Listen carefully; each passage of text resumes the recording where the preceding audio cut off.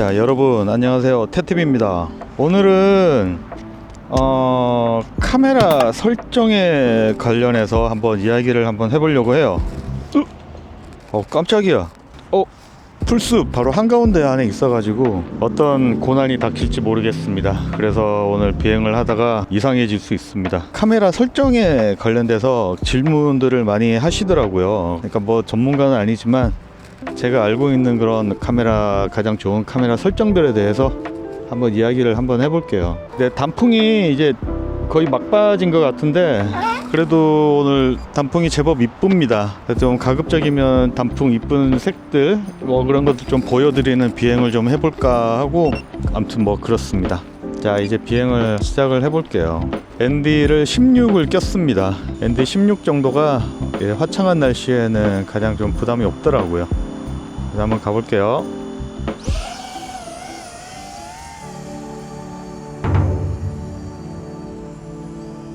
자, 지금 단풍 한번 보여드릴까요? 너무 이쁘죠? 물어 익었습니다. 그냥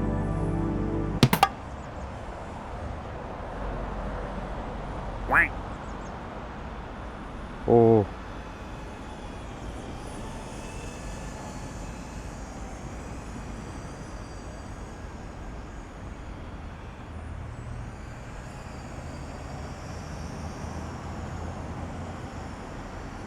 뭔가 좀 문제가 있네요.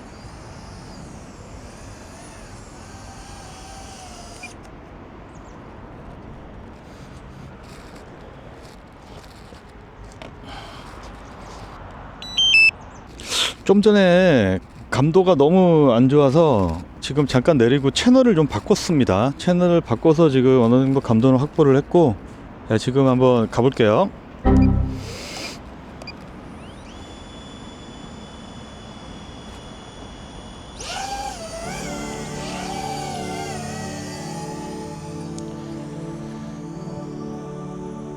자, 이쁘죠? 말씀드렸다시피 저는 자연을 좋아합니다.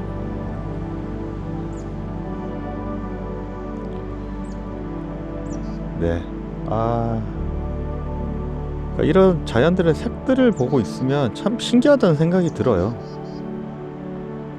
누구 하나 시키지도 않았고 누구 하나 인위적으로 만들지도 않았는데 이런 천연의 색들을 이 자연들이 이렇게 보여준다는 거는 좀 경이로운 것 같습니다. 그러니까 이런 부분 너무 이쁘죠. 저 산들도. 네, 서두가 길었습니다. 자, 이제 카메라 설정하는 법에 대해서 한번 수다를 한번 떨어 보겠습니다. 필요하신 분들은 좀 같이 세팅을 해주셔도 될 것 같고, 저보다 훨씬 더 고수님들은 그냥 흘려 들으시기 바랍니다. 네.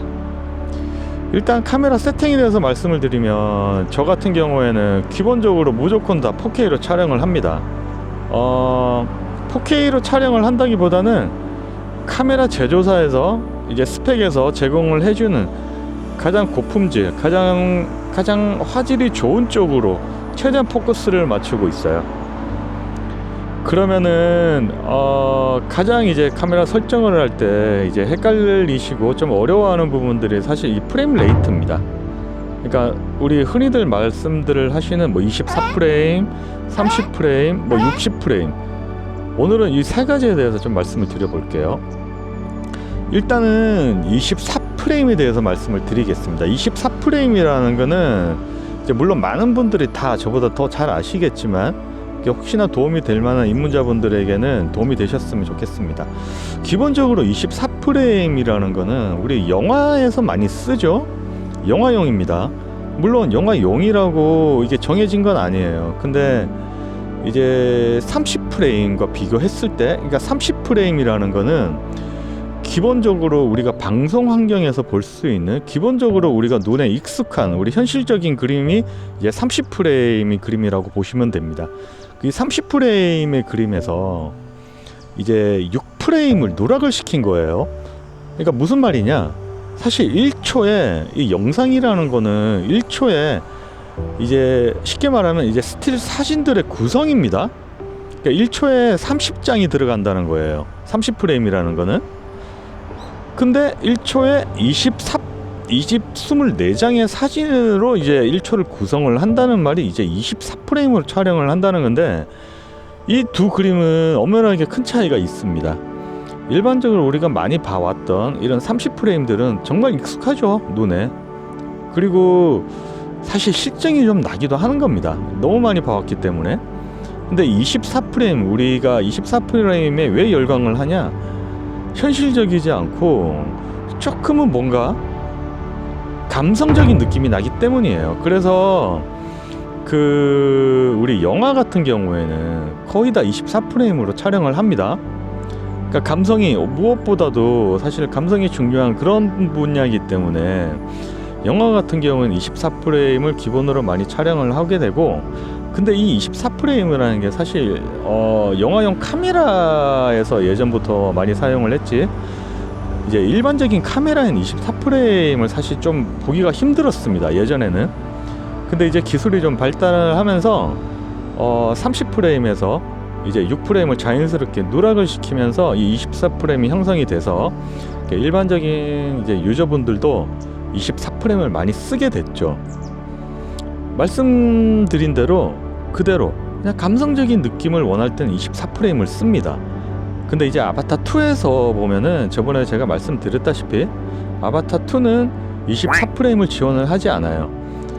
예, 그때 저번 영상에서 똑같이 말씀을 드렸었죠. 이 고글과의 상관성 문제, 그리고 이 카메라가 하나이기 때문에 나타나는 그 대표적인 문제 중에 하나죠. 그래서 24프레임이 없습니다. 그러면은 30프레임이 이제 아바타 2에서는 가장 이제 보편적으로 많이 촬영하는 부분들인데, 30프레임에서 말씀을 드리면은 이 30프레임은 일반적으로 많이들 사용을 하는 그런 프레임이죠. 그래서 보통 촬영을 할 때는 30프레임을 많이 촬영을 합니다. 근데 이 30프레임이 저번에 말씀드린 것처럼 이 아바타 2 같은 경우에는 이 고글로 봤을 때는 좀 끊어짐이 느껴져요. 이 부분이 이제 적응을 좀 하셔야 되는 그런 부분이라고도 제가 저번에 한번 말씀을 드렸었죠. 근데 그러면은 1초에 30장 그림, 그리고 이제 60p 같은 경우에는 1초에 60장의 그림을 구성을 해서 1초를 완성시킨다고 말씀을 드렸어요. 그럼 이 60p라는 경우는 어떻게 쓰냐?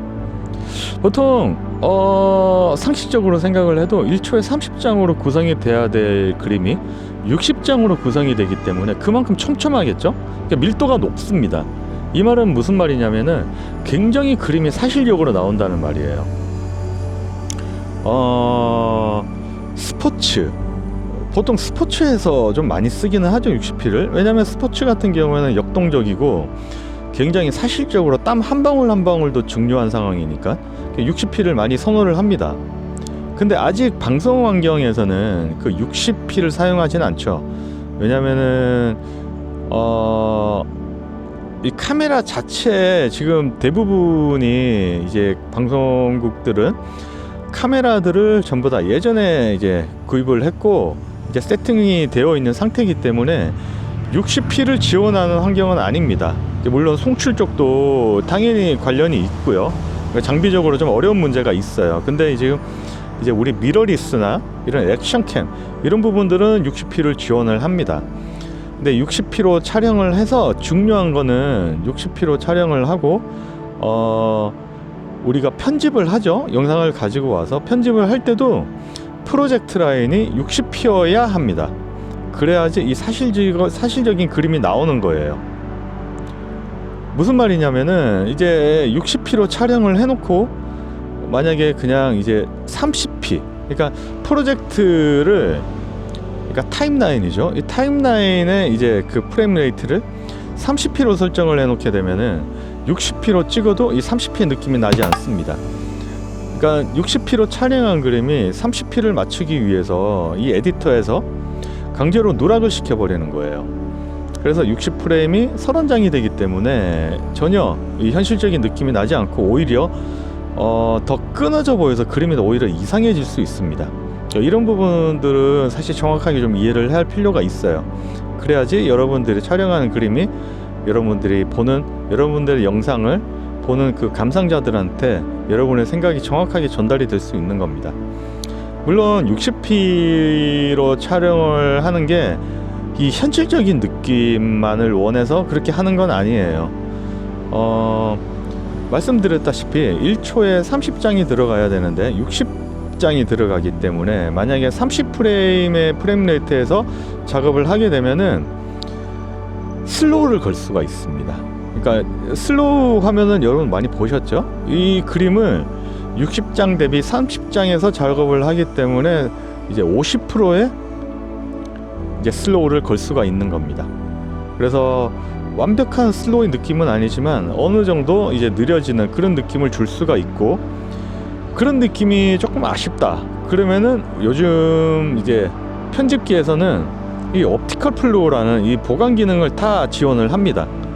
그러니까 이 기능을 사용하게 되면은 좀 끊어져 보이는 그런 영상들이 편집기, 그러니까 에디터 자체에서 얘를 인식을 해서 그 장면 사이사이를 끊어짐 없이 이제 느껴지게끔 이제 보상을 해주는 거죠. 그렇게 되면은 이제 좀 더 자연스러워질 수는 있습니다.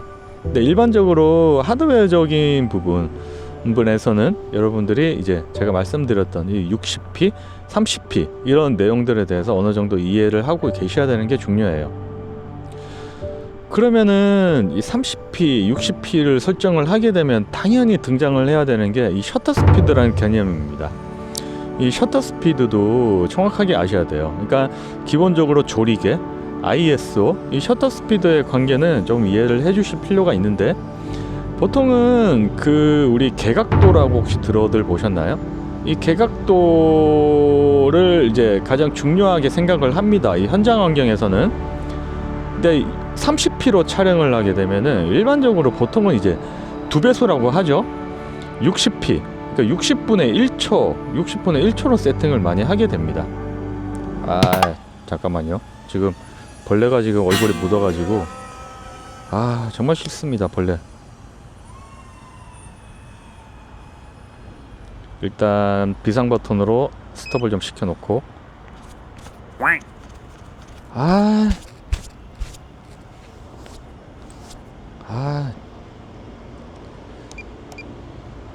이제 다시 그때처럼 수동 모드로 전환을 했습니다.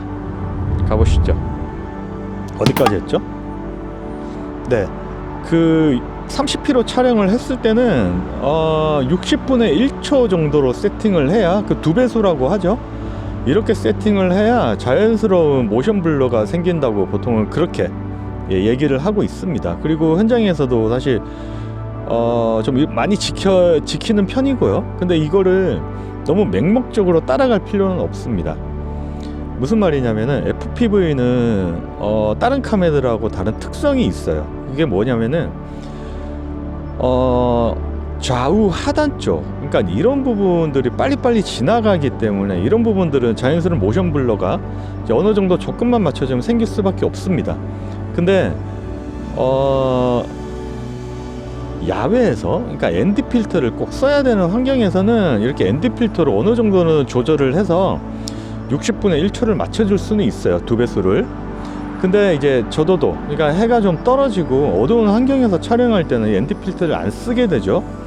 못 쓰게 되니까 기본적으로 셔터 스피드를 확보를 해놓고 촬영을 해야 되는데, 이 확보가 안 되는 경우가 굉장히 많습니다. 그만큼 환경이 좀 어두운 환경에서 비행을 할 때는 셔터 스피드를 2배수라고 말씀드렸던 30프레임으로 촬영했을 때 60분의 1초를 굳이 맞출 필요는 없어요.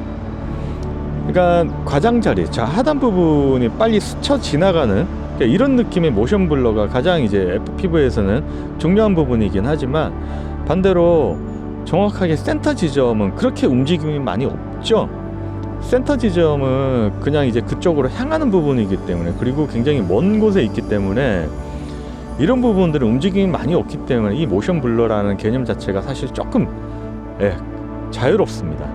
그래서 무슨 말이냐, 어두울 때는 60분의 1초를 꼭 지켜낼 필요는 없다. 30분의 1초, 40분의 1초도 이제 그렇게 세팅을 해서 비행을 해도 크게 영상에 지장이 되진 않는다. 이 말을 좀 하고 싶었습니다. 저 같은 경우가 그렇게 해요. 이게 어두운 환경에서는 사실 크게 뭐 영향이 없기 때문에 저 같은 경우는 30분에 1초 셔터 스피드도 많이 사용을 합니다. 그러니까 이게 조금 여러분들한테 어려울 수 있겠다는 생각을 합니다.